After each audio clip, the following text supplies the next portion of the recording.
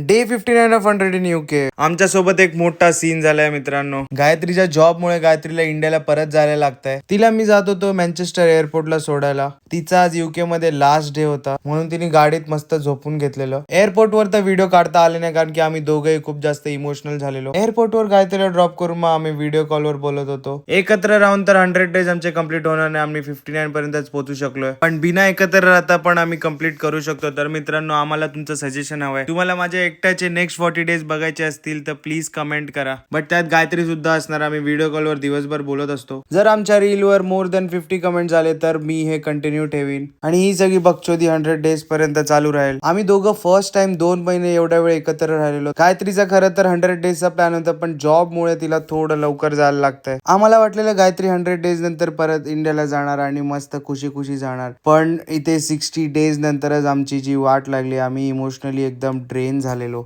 गायत्रीला तर पूर्ण टाइम राहायचं होतं बट तिच्या जॉबमुळे हे शक्य झालं नाही. 58 डेज पर्यंत तुम्ही आम्हा दोघांना खूप सारं प्रेम दिलं. खूप लोकांना आमचे रील्स आवडले सुद्धा. या पुढे सुद्धा आम्ही ट्राय करू तुम्हाला थोडंसं एंटरटेन करायला. हे आमचे 2 महिने खूप जास्त मस्त गेलेत. आता गायत्रीला मी खूप जास्त मिस करणार आहे. 3 महिने तिच्यापासून लांब राहायचंय मला आता. And I can't wait to see her after 3 months. हे 3 महिने फटफट गेले पाहिजे यार. जर तुम्हाला लॉंग डिस्टन्स वाले डेली व्लॉग्स बघायचे असतील तर प्लीज कमेंट करा आणि मला कळवा. होपफुली भेटूया नेक्स्ट रील मध्ये. तोपर्यंत बाय.